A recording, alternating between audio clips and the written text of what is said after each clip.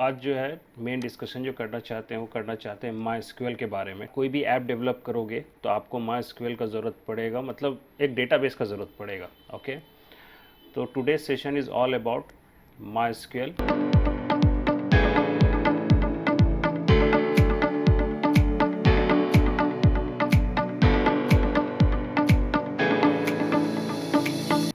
तो उसमें सबसे पहला हम लोग स्टार्टिंग सेक्शन ये डिस्कस कर लेते हैं कि MySQL अगर आप यूज़ कर रहे हो, आप उसको डाउनलोड कर सकते हो डायरेक्ट MySQL के साइट से।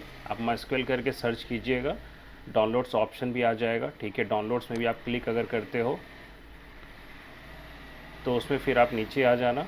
उसमें सबसे इम्पॉर्टेंट पॉइंट है कि बहुत सारे जो है आपको रजिस्टर करने पड़ते हैं, ठीक है, या फिर पेमेंट करना पड़ेगा। बट आपको जो है फ्री वर्जन यूज़ करना है तो उसको हम लोग कम्युनिटी वर्जन यहाँ पर बोलते हैं।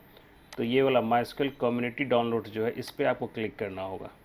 ठीक है, और इसके अंदर जो ऑप्शंस हैं हमारे पास, इसमें से आप डायरेक्ट ये वाला अगर करते हैं, सबसे नीचे वाला this one MySQL installer for Windows, ये अपने आप MySQL के जो हमें कंटेंट चाहिए था सब कुछ हमें उसमें मिल जाता है। तो जब आप हो सकता है इसको जब डाउनलोड करो तब तो कोई दिक्कत नहीं है। ठीक है, आपको ऑप्शन आ जाएगा यहाँ पर, ये 8.3.0 ऑप्शन है, ये करंट वर्जन होगा। तो ये हो सकता है किसी के नए सिस्टम, पुराने सिस्टम में तो उसमें काम नहीं करेगा, इसीलिए आप पुराना वर्जन भी चूज़ कर सकते हो। ऐसा कुछ नहीं है कि यही करंट वर्जन यूज़ करना है। आर्काइव्स में आई थिंक ओल्ड वर्जन्स भी होना चाहिए। यहाँ पर वर्जन्स आप चूज़ कर सकते हो, तो थोड़ा प्रीवियस वर्जन में जाके भी आप जा सकते हो। ठीक है, लेट मी मूव यहाँ पर। सपोज़ ये आपका खुला, ये आपका फ्री अवेलेबल है। ठीक है, इसमें आपको दो दिखेगा, एक MSI इंस्टॉलर दिखेगा और एक MSI इंस्टॉलर में 448 MB का और ये 5.5 MB का। इसका मतलब है इसको जब डाउनलोड करोगे 5.5 MB, ये फिर नेट से कनेक्ट होके, ठीक है, ये वेब कम्युनिटी हो गया, ये नेट से कनेक्ट होके फिर धीरे धीरे आपका इंस्टॉल करना शुरू करेगा। तो टाइम टेकिंग भी रहेगा। उससे बेस्ट है कि आप पूरा सेटअप फाइल ही इंस्टॉल कर लें, मतलब सॉरी डाउनलोड कर लें। ठीक है, और डाउनलोड करने के बाद आप फिर इंस्टॉल पे लगाएं। उसमें हो सकता है कोई फीचर्स आपका इंस्टॉलेशन में पूछे कि ये फ़ाइल मिसिंग है, वो फाइल मिसिंग है, तो उसके अकॉर्डिंगली सपोर्ट हम लोगों को लेना पड़ता है, डाउनलोड और करना पड़ता है। लाइक वर्चुअल C++ का ज़रूरत पड़ता है MySQL को रन कराने के लिए। ठीक है, तो डाउनलोड करने के बाद जब इंस्टॉल करोगे तो जैसे जैसे आगे पूछेगा आप नेक्स्ट करते जाओ। ठीक है, डेवलपर इन्वायरमेंट सेट करने बोलता है, उसमें ऑप्शंस आता है कि किस एनवायरनमेंट को आपको अपने सिस्टम में सेट करना है MySQL को। तो हम लोग डेवलपर चूज़ किया रहता है बाय डिफ़ॉल्ट, तो उसी में नेक्स्ट कर देते हैं। एंड देन आपको फिर एक जगह ऐसा आएगा जहाँ पर आपको सेटअप करना होगा, जिसमें पासवर्ड डालना होगा। ठीक है, तो पासवर्ड में हमारा सजेशन होता है कि कुछ भी आप डाल सकते हो, ठीक है, अपने पॉइंट ऑफ व्यू से, बट अभी टेस्टिंग पॉइंट ऑफ व्यू से आप रूट डाल सकते हो, ROOT रूट। ठीक है, तो वो डाल दोगे तो कोडिंग में वैसा ही कुछ सेटिंग किया रहेगा, तो काम करना आसान हो जाएगा। तो आफ्टर डाउनलोड सब कुछ सेटअप इंस्टॉल सब कुछ हो जाएगा, तो उसके बाद कॉन्फ़िगरेशन ये सब पूछता है। वो करने के बाद आप आराम से, आपका यहाँ पर एक दिखेगा MySQL वर्क बेंच करके टाइप कीजिएगा, वर्क बेंच। ठीक है, ये जो है एक तरह से एक प्लेटफॉर्म है जिस पे हम लोग MySQL के डेटाबेस क्रिएट कर सकते हैं, उस पर काम कर सकते हैं। ओके, तो वर्क बेंच पे आप क्लिक कीजिएगा तो आपका वर्क बेंच एक सामने ओपन हो जाएगा। मेरे में ऑलरेडी एक ओपन है ये। ठीक है, इस पर हम क्लिक बड़ा कर दिए। इसमें यहाँ पर ये MySQL कनेक्शन एक दिया हुआ रहता है, ये कहाँ पर रन कर रहा है वो भी लिखा हुआ है। ये लोकल होस्ट के 3306 पे काम कर रहा है। लोकल होस्ट मतलब वही 127.0.0.1, उसी को हम लोग बोलते हैं डोमेन नेम में लोकल होस्ट। तो हमारा ऐप भी उसी पे रन करता है, बट उसका पोर्ट नंबर होता है, अगर आप पाइथन पे काम कर रहे हो तो आपका फ्लास्क पे काम कर रहे हो तो 5000 पोर्ट नंबर होता है। अगर आप PHP ये सब पे काम करते हो, लारावेल पे यूज़ करते हो, उस पर 8000 होता है। ठीक है, सबका अलग अलग पोर्ट नंबर होता है, लेकिन शुरुआत का ये जो लोकल होस्ट होता है या फिर 127.0.0.1 जो होता है वो सब में सेम होगा, क्योंकि अभी आपका सिस्टम में ही वो एक्सेस होना है, आपका सिस्टम ही एज अ सर्वर बिहेव होगा, तो उसका ये इनबिल्ट होता है विंडोज़ में। ओके, सो करना ये होता है कि ये जो सेक्शन है इसमें मैं एक बार क्लिक करूँगा। फर्स्ट टाइम आप क्लिक करोगे तो आपसे यहाँ पासवर्ड पूछेगा, मेरे में ऑलरेडी किया हुआ है, आपसे पूछेगा पासवर्ड। तो आपने जो वहाँ क्रिएट किया था पासवर्ड रूट, वो डाल देना यहाँ पर। ठीक है, नीचे एक सेव का ऑप्शन आएगा, टिक कर देना उसको, सो दैट कि अगली बार ना पूछे पासवर्ड, और ओके कर देना, तो ये आपका अंदर में इन कर जाएगा।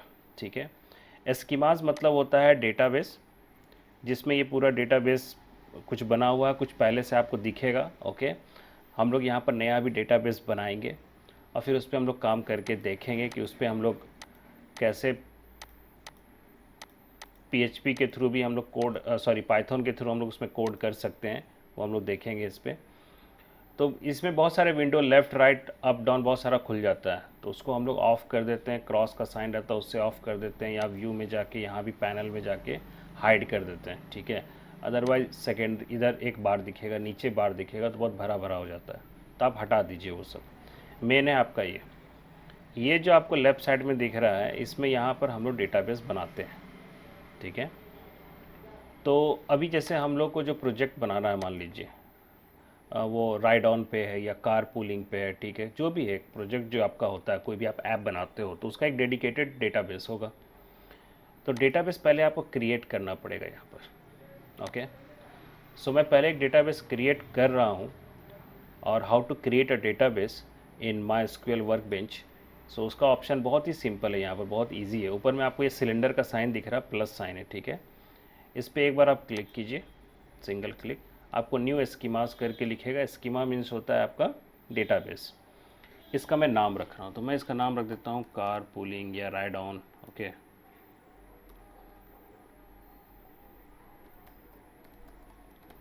ठीक है, मैं ये नाम रखता हूँ डेटाबेस का।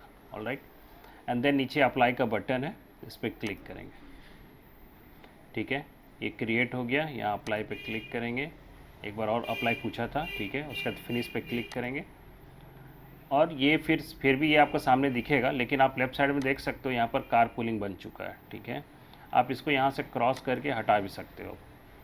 तो ये कार पूलिंग सिर्फ एक डेटाबेस बना। डेटाबेस में होता क्या है कि टेबल बनाना पड़ता है, लाइक यूज़र का अलग टेबल होगा, कार का इन्फॉर्मेशन का अलग टेबल होगा, कार का बुकिंग का अलग टेबल होगा, जो ऑनर है उसका अलग टेबल होगा, हर चीज़ का अलग अलग टेबल होगा। इस सिंगल हम लोग डेटाबेस में क्रिएट करेंगे, ठीक है। तो टेबल क्रिएट करने के लिए तो हम लोग यहाँ पर बहुत इजीली क्रिएट कर सकते हैं। जैसे अभी हम एक टेबल क्रिएट करके आपको सैम्पल के रूप में करते हैं, लाइक यूज़र तो होगा ही हमारे में। यूज़र का हम लोग क्या क्या लेते हैं, हम लोग क्या क्या लेंगे, लाइक नेम लेंगे, ईमेल लेंगे, मोबाइल नंबर लेंगे, पासवर्ड लेंगे। मान लो ये 4 चीज़ आपको यूज़र का लेना है, ठीक है।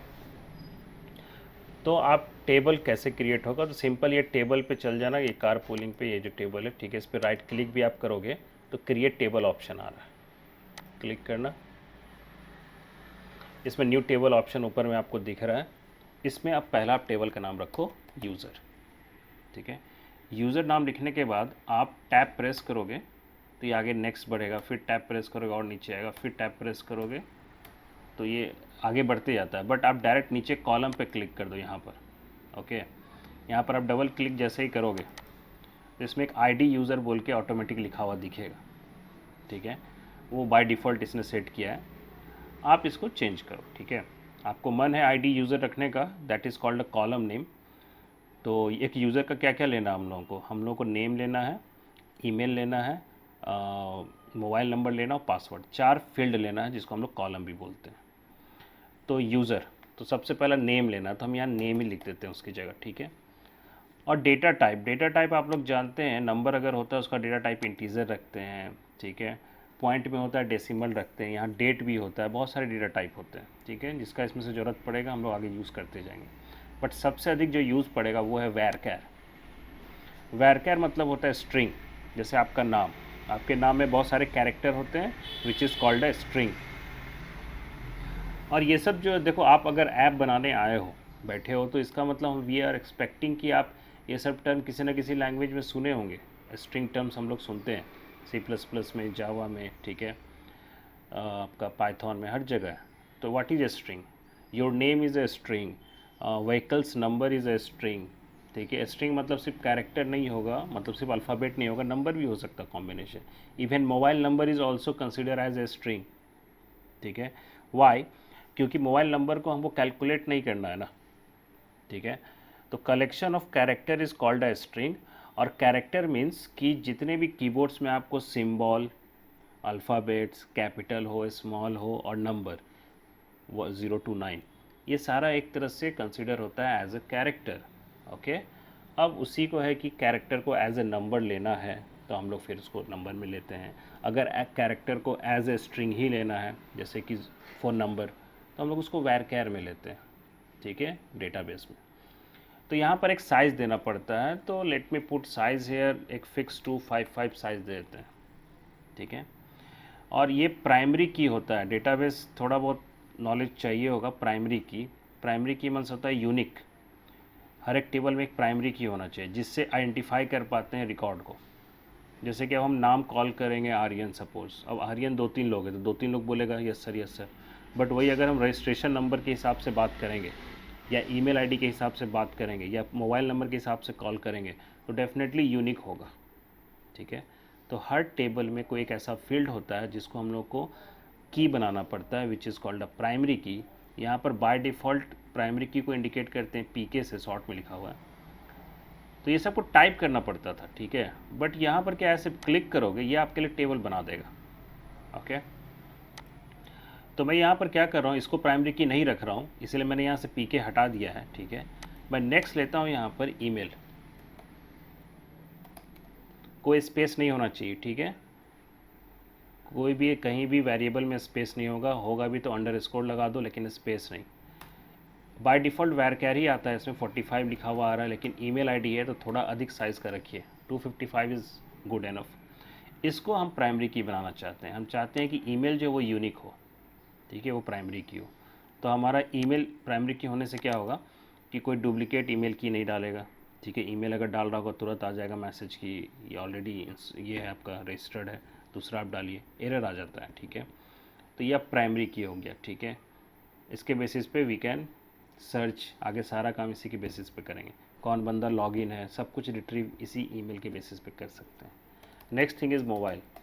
Mobile is a number, but अभी मैंने जस्ट बोला कि उस नंबर को हमको कैलकुलेट नहीं करना है, so we can consider as a string. तो इसका भी साइज़ आप 10 भी दे सकते हो, 255 एक दिमाग में हम रखते हैं, आप डाल दो एक, ठीक है। एक मैक्सिमम साइज़ लेके चलो, काफ़ी है उतना कैरेक्टर। एंड एक last is a password. Password में तो और कॉम्बिनेशंस होते हैं बहुत सारे, तो उसका भी length we just put here 255। Size आप कुछ भी दे सकते हो, लेकिन कम मत देना। अब जैसे ईमेल है, अब पता चला कि ईमेल का साइज़ आप 10 ही दिए हो और ईमेल का लेंथ 10 से अधिक, आप इनपुट भी कराओगे तो डेटाबेस स्टोर करेगा 10 ही लेंथ तक। आप कराओ 15 लेंथ का इनपुट, बट डेटाबेस सिर्फ कैपेबल होगा 10 ही लेंथ तक देने का। इसीलिए एक मैक्सिमम लेके चलिए, 255 is sufficient for all this data. So table name यहाँ डिफाइन किए, डेटाबेस पहले बना चुके थे, उसके अंदर टेबल में गए थे हम, और उसमें फिर हम ये कॉलम सब क्रिएट किए, प्राइमरी की ये सब होता। कीज़ के बारे में भी जान लो, यहाँ बहुत सारे कीज़ हैं जो आगे काम आएगा। पीके का यूज़ होता है प्राइमरी की के लिए, ठीक है। एनएन मतलब होता है not null. Not null means होता है कि वो ब्लैंक नहीं हो सकता, उसमें आपको कुछ ना कुछ वैल्यू डालना पड़ेगा, ठीक है। तो आप सब में एनएन टिक कर सकते हो, कोई दिक्कत नहीं है। अभी बस थोड़ा ऐसे ही मैंने उसको हटा दिया है, otherwise we can tick all this, इसमें भी इसमें भी इसमें भी सब में कर सकते हैं। इसका मतलब ये हुआ कि जब एंट्री होगा तो आप इसको ब्लैंक एंट्री नहीं कर सकते, आपको कंपल्सरी डेटा एंट्री करना ही पड़ेगा, कुछ ना कुछ वैल्यू डालना पड़ेगा। यूक्यू मतलब होता है यूनिक। देखो जब पीके करते हो तो ऑटोमेटिक ईमेल यूनिक हो गया, ठीक है, और प्राइमरी की भी यही बन गया।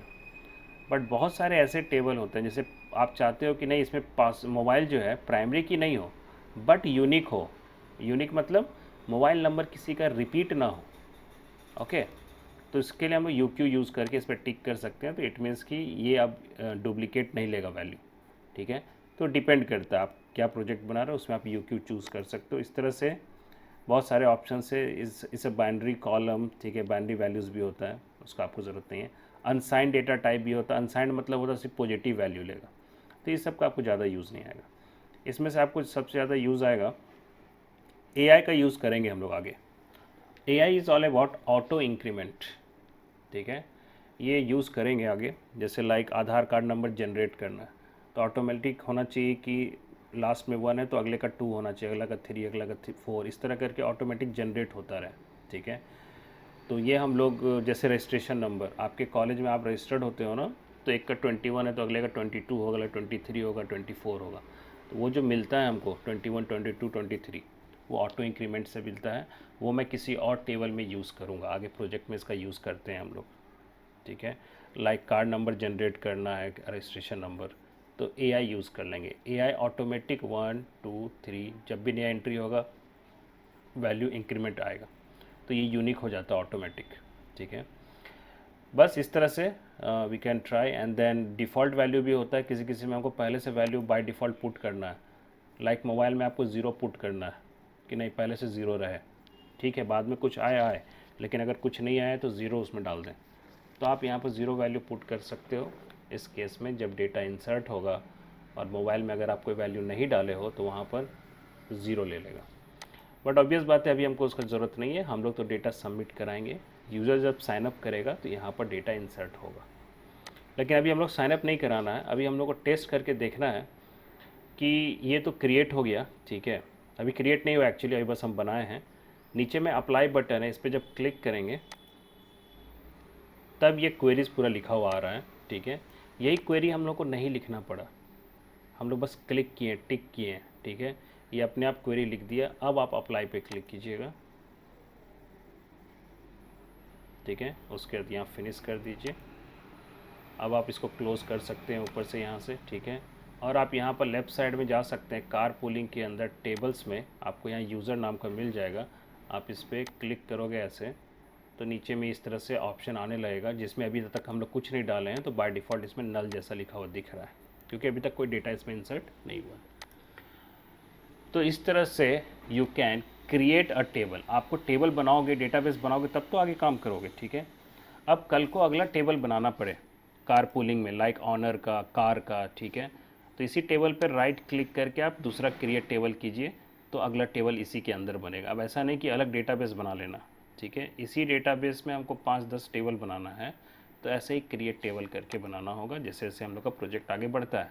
ठीक है, एक बार मैं यहाँ पर एक काम करता हूँ, लेट मी, अगर आपको वापस फिर से उसका वो देखना हो कि आपने जो क्रिएट किया था कॉलम नेम ये सब कितना साइज़ लिए थे, आपको देखना हो, तो आप ये टेबल में जब टेबल पे क्लिक करना, यूज़र में जाना, ये 3 ऑप्शन यहाँ दिख रहा है, उसमें से ये जो बीच वाला है राउंड वाला, इस पर एक बार क्लिक कीजिएगा। आपको टेबल का पूरा फॉर्मेट जो आप टाइप किए थे जहाँ पर वो सारा दिख रहा है। So this is how you can create a table.